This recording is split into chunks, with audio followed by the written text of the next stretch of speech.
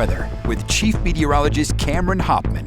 An active day ahead for southern Wisconsin as we are tracking yet another significant winter system headed our way. A winter storm warning in effect for the entire region beginning at 3 o'clock in the morning, lasting through noon on Saturday. Now that is extending all the way to the southwest. What we're watching closely is this area in red. That is your blizzard warnings extending across a fairly decent chunk of Iowa, parts of Minnesota, western Illinois, even South Dakota and Nebraska as well.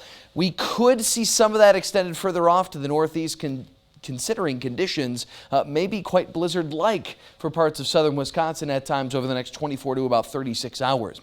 Right now, looking at that satellite radar over the last several hours, seeing all that snow slowly make its way further off to the northeast, we will see that snow enter our neck of the woods as early as 2 or 3 o'clock in the morning early tomorrow. For now, it is quiet. It is very much that calm before the storm. And looking up East Wash towards downtown Madison, the capital, things are looking relatively calm right now. We do expect conditions to deteriorate quickly once that snow does arrive. And even with all of those crews on the streets over the next 24 to about 36 hours, 48 hours even down the road, we are still expecting travel to be quite hazardous over the next stretch as well. So keep that in mind. 27 degrees your current temperature. It is calm right now.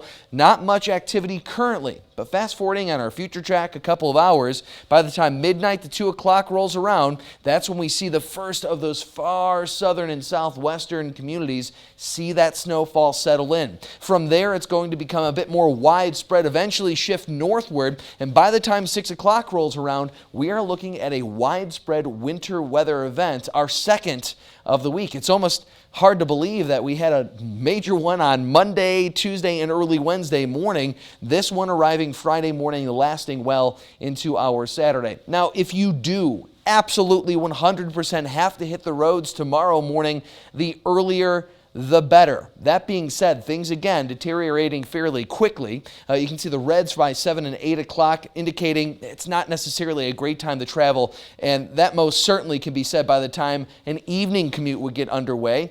Accumulation totals by the time, say, an evening commute could roll on could amount to 6, 7, maybe even 8 inches of snow already, and again, we are likely topping that fairly quickly. So this would be what we could expect by that evening commute. You can see Janesville right around 6.1 inches, Madison up to around 7.5 inches, Milton up to around possibly 8 inches of snow by the time an evening commute could get underway.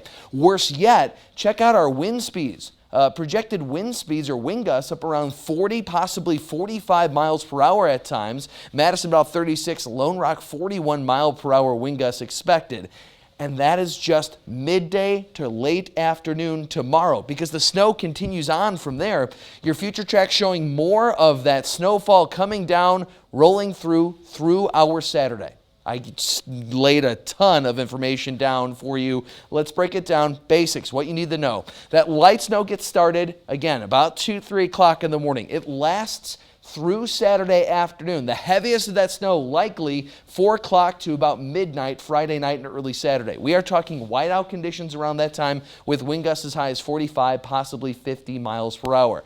These are our projected snowfall totals, up to 9 to 12 inches for most of the region. Further off to the southeast of Madison, we could be dealing with up to around 12 plus inches of snowfall. Here's what we can expect throughout your extended forecast. Once that snow comes to an end, the bottom drops out. Our first Arctic blast of the season, and temperatures could drop to their lowest point, Brandon, in 2 years. Look at that overnight low temperature of negative 15 Sunday night into early Monday morning. Wind chill values early Monday morning could dip to negative 35. All right, so we got the storm, and then we've got the cold. Yeah, storm, cold. The wind is not necessarily subsiding. We're going to see wind gusts again, 50 miles per hour tomorrow, up to around 35 miles per hour on Saturday. Sunday, when we could see those very cold temperatures, about 25 miles per hour. All right, you'll be here tracking it. Yes, I will be. All right.